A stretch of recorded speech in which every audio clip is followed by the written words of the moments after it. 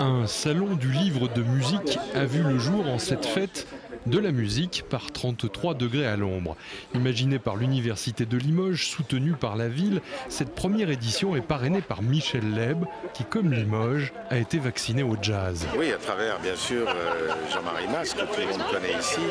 Et le fait que j'ai eu cette chance inouïe, il y a 27 ans, 28 ans, de voir sa collection chez lui, dans sa maison.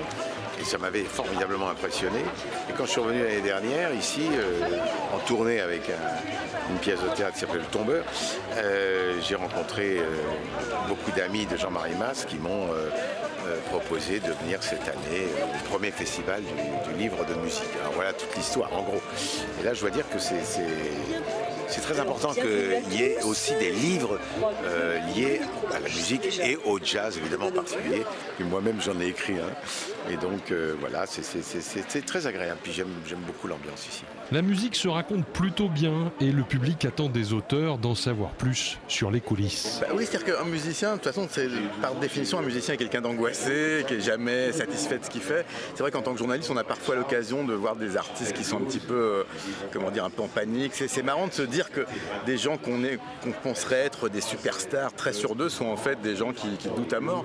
Mais c'est vrai que souvent, les gens, ce qu'ils aiment bien, c'est les anecdotes aussi, les petites histoires, un petit peu le côté coulisses de ce qui se passe derrière, les grands tubes, les grandes vedettes. Musiques et musiciens plantent un décor dans un roman et l'auteur limougeot Franck Linol ne manque pas de références. C'est vraiment les mots qu'il faut dire. Ça, on plante un décor, on plante une ambiance, en effet. Ça c'est clair, mais on peut aussi, il y a des polars où la musique, l'univers musical, c'est le sujet de l'intrigue aussi, c'est vraiment le sujet de l'intrigue.